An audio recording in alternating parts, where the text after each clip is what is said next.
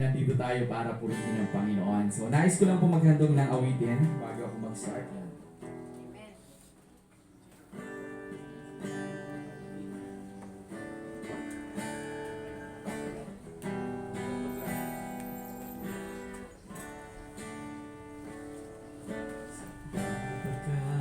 Pagkagising, ngalan mo'y pupurihin, puso ko'y laging may awit para sa'yo.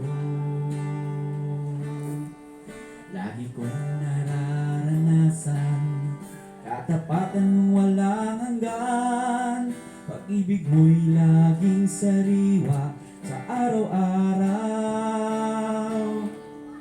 Sa umaga pagkagising, ngalan mo'y pupurihin, puso ko'y laging may awit para sa'yo. Lagi kong nararanasan katapatan mong walang hanggan, pag-ibig mo'y laging sariwa sa araw-araw. Di ako magsasawang purihin ka, buong puso't lakas minamahal kita. Laging aawitin pag-ibig mo sa'kin, Panginoong Hesus, purihin ka. Di ako magsasawang purihin ka,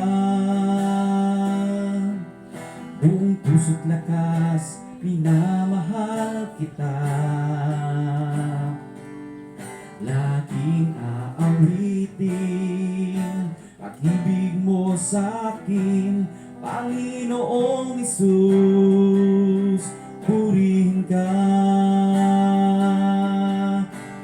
Amen. Praise God. Tayo po ay manalangin. Hallelujah. Yes, Lord. Ito, Panginoon, ang hangad ng aming puso. Ngayong umaga, kung bakit kami narito, walang iba higit sa lahat kundi ikaw ay purihin, sambahin, pasalamatan sa aming buhay. Kaya Panginoon, sa araw po na ito, excited kami na ialay sa inyo ng buong buo ang aming mga sarili. And as we listen, Lord, sa inyong mga salita, thank you for your anointing, O God, and let your Holy Spirit move as we open our hearts, Lord. Walang mga salita mo na babalik sa iyo, Panginoon, na walang i-accomplish sa aming buhay. Gaya ng sinabi mo, Panginoon, your word will not return to you void, but it will accomplish something, Panginoon, sa buhay ng bawat isa sa amin na narito ngayong umaga. Kaya, Panginoon, sa inyo lamang ang mataas na papuri, pagsamba at pasasalamat sa pangalan ni Jesus. Amen. Praise God. Amen. So, sabi ko parang matagal yata uli akong hindi nakapunta dito sa Pines Park.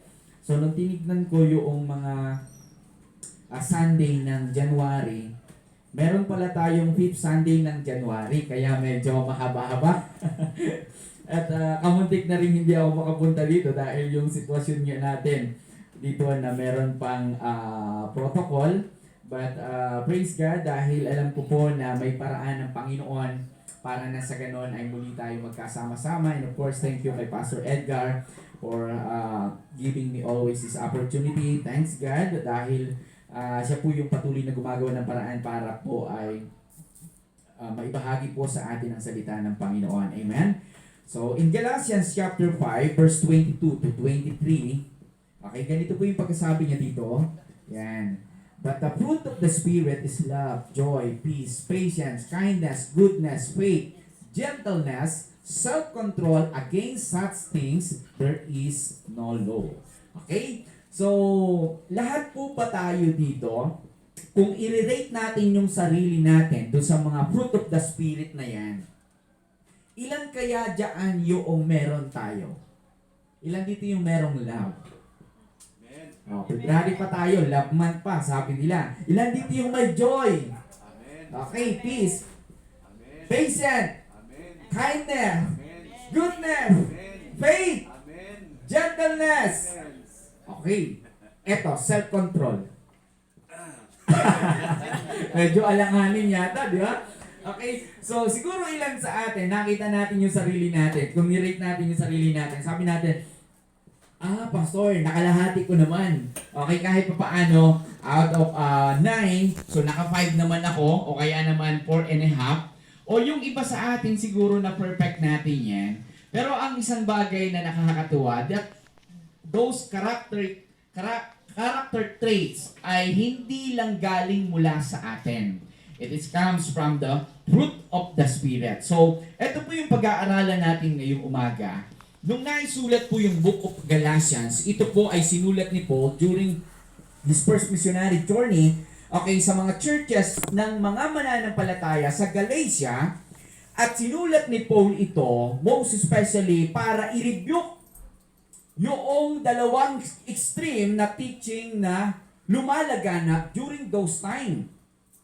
Nasabi sa Galatians chapter 5 verse 1, ganito yung pagkasabi niya. Ito yung isang extreme ng Christian during those time. Sabi niya dito, okay, mali yata yan ate. Bakit napunta yan dyan?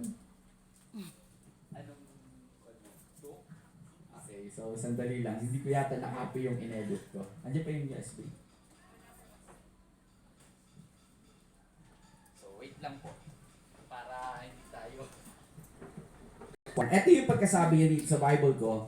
Sabi niya, stand fast, therefore, in the liberty by which Christ has made us free, and do not be entangled again with a yoke of bondage. Ito yung isang extreme. Sinulat ni Paul ito para i-address sa mga Hudyo o yung isang lumalaganap na paniniwala during that time, yung mga tinatawag na Judaizer.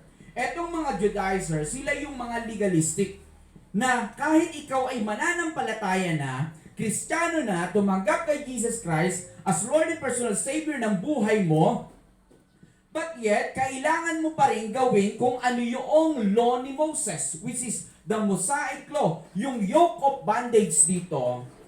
Okay? Yung yoke of bondage dito, it represent yung mga set of rules and regulation during the time of Moses. Ito yung mga ceremonial law, especially sa mga Hudyo, they need to be circumcised, and that is, it symbolize yung cleansing. So, isa ito sa mga issue dito. Etong mga, in order for us, sabi ng mga Judaizer, in order for us, para mas maging sapat yung kaligtasan natin, kailangan nating gawin pa rin itong mga batas na ito.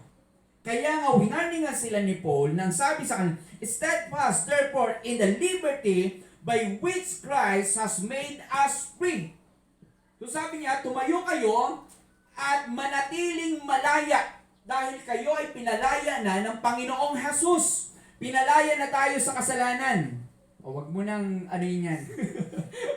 Wag mo nang ilabas yan natin. Hindi ko yata na-edit. Okay? Dito na kayo, binabasa nila eh. Dito na kayo sa akin kami. Yung mga take note ko doon. Okay? So sabi ni Paul, pinalaya na kayo ng Panginoong Jesus eh.